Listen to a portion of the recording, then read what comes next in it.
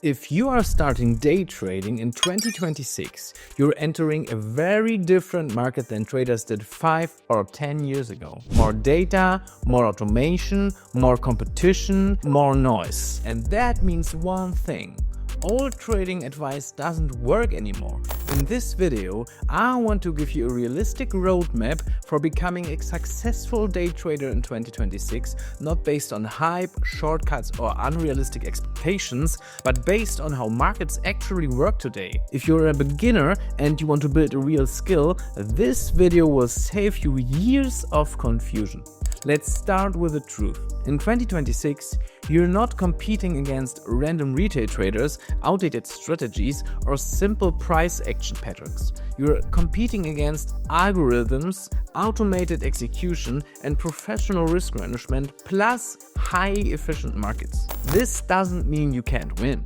It means you can't win by guessing, gambling, or copying random strategies from social media where you don't really understand why they work. Or even not work. Successful day trading in 2026 is not about prediction, it's about understanding market conditions, executing with discipline, and reducing human error as much as possible. Most beginners start day trading the wrong way. They ask, which strategy makes the most money? Which indicator is the best? Which market should I trade? But these are the wrong questions, because strategies don't make traders profitable. Execution in the right environment does. Here are some common beginner mistakes in 2026. First, trading too many markets. Second, trading too often. Third, switching strategies after every losing streak. And fourth, relying on indicators to make decisions. And last but not least, ignoring market context. These mistakes aren't caused by lack of intelligence, they're caused by lack of structure. To succeed as a day trader in 2026, you need two very important skills. Skill 1, market context awareness. You must learn to identify trending markets, ranging markets, volatile markets, and compressed markets. Because no strategy works in all environments. At TRN Trading, this is the foundation. First, identify the market state, then think about executions. So if we have a trending market, for example, like this uptrend here, where we print higher highs and higher lows, we are always looking for long entry signals only on pullbacks to previous highs. For example, this high, this here, we had a pullback right here, and then we went up again.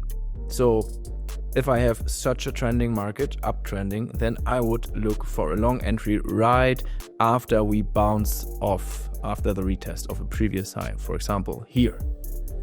This is how you trade a trending market. Always trade in the trend direction. But if we have a ranging market like here, where price is clearly ranging between highs and lows, like this here, then we have another approach to find entry signals, and there we will always look for entry signals on the range high and the range low. For example, here, where we took out the range high, right here, and then we moved back down. This would be the time where I would look for a short entry inside a range, and then I would for sure target the range low, right here. Always the range low.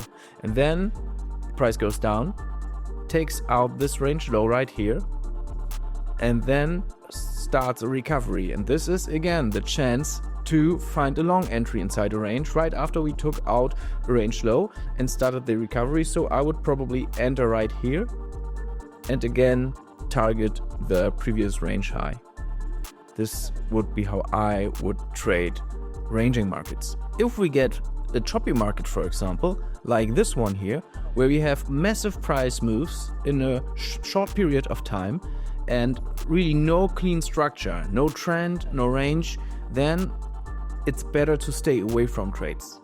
There are some very experienced traders who are trying and who are able to trade these choppy market periods, but honestly, that's nothing for me. I'm always waiting for structure to come back after these choppy periods and then start looking for nice entries again. And then we have the compressed market, where price starts with very low volatility. You can see it right here, where we have this consolidation area.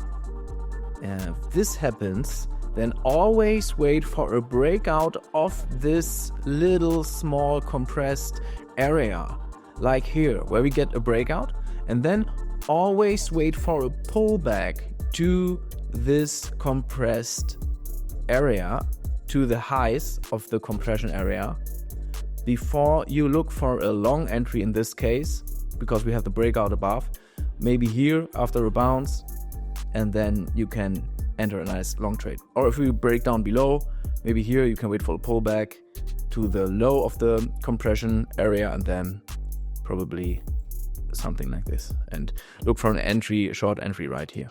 And here's skill 2. Rule-based execution. Successful traders don't trade more, they trade less. They wait for clean conditions, alignment, confirmation. In 2026, patience is not passive, it's competitive advantage. But patience fails under stress. That's why successful traders use predefined rules, standardized execution, and tools that reduce emotional decision making. This is where indicators and automation help, not by predicting the market, but by keeping execution consistent. So here's an example how trading with a predefined set of rules and a standardized execution looks like. Here in this chart, we just started a downtrend. We printed the first lower high here, and then we took out all these lows, went below this support and printed a lower low right here. And this, for me, is clear that after a pullback afterwards to this previous lows, it's likely that the downtrend will probably continue.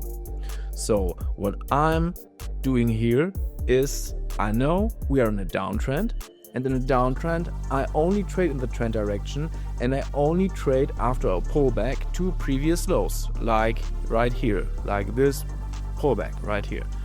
And then after we got one of these pullbacks, I'm only entering a short trade if I get a confirmation signal, and therefore I use different candlestick patterns. And here in this case we have a nice 3-line strike candlestick pattern right after the pullback, and in this case we have a nice 3-line strike pattern right after the pullback, and this is the entry signal for me. So I'm entering a short right here, placing the stop loss above the pullback, and then I can target a previous support level. But with this set of rules, I want to trade only with a risk-reward ratio of 3 or above, and I'm expecting the downtrend to continue, so no problem with that. I'm just using a risk-reward ratio of 3 here in this case. And then it's getting interesting. Let's see if the trade plays out. Yeah, we would have reached the target in this case, but let's assume that this target is lower and we're still in this trade, right?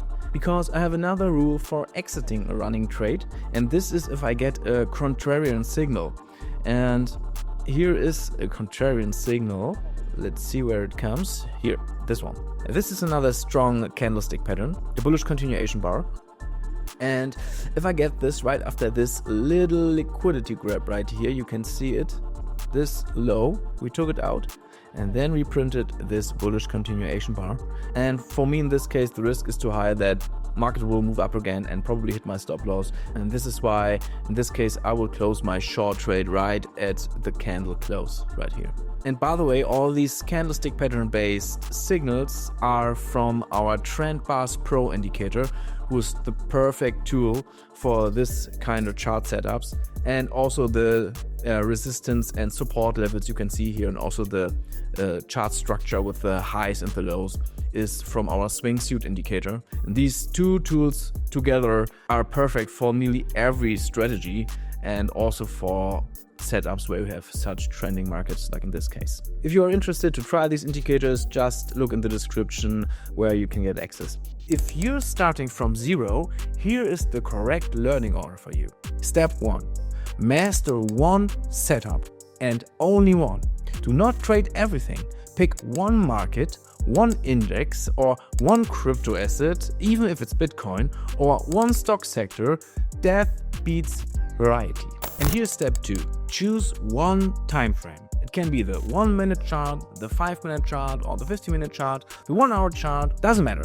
It's important that you master trading on one time frame first, and later you can add more. Step 3. Trade one simple setup. You don't need complexity. You need one setup, one entry logic, one stop logic, and one exit logic. At TRN Trading, we see this over and over again. Traders improve faster by removing options, not adding them. Here's another trading example. This time we are on the ES 5-minute time frame. And as you can see, we have a bullish daily bias. 3 days ago, we had this massive bullish reversal bar, and then we have green candles afterwards. So we are still in an uptrend on the daily chart, which tells us that we are looking for bullish signals on the lower time frames, in this case the 5-minute chart. And here we started an uptrend. We printed some green candles, then just a few red candles in between and more green candles.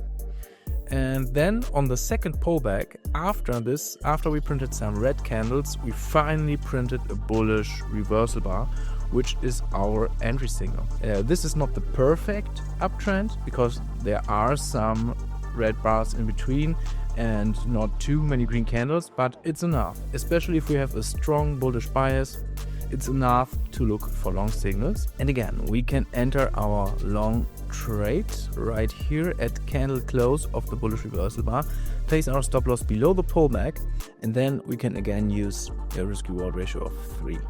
Just 3. Easy as that. And then let's see. This all is fine. Okay. Right here we got a bearish signal bar. So this is a contrarian signal. You could have closed the trade right here just to be safe. Yeah, with a risk reward ratio of 2.2, but this is not mandatory. You can also stick to the risk reward ratio of 3, but you don't have to. So personally, I like to exit trades when I get these contrarian signals. You can also set alerts and just get notified when a contrarian signal occurs. Very helpful. And here's step 4. Journal the market, not just your trades. Don't just track wins or losses, track market conditions, volatility, time of day, structure quality. This trains you to think like a trader, not like a gambler. Let me be very clear. You don't become successful by making money. You become successful by not losing it. In 2026, smaller drawdowns, consistent positioning sizing, and controlled risk matters more than a win rate. Professional traders think in risk per trade, risk per day, risk per week, not in excitement. Successful day trading in 2026 is not flashy.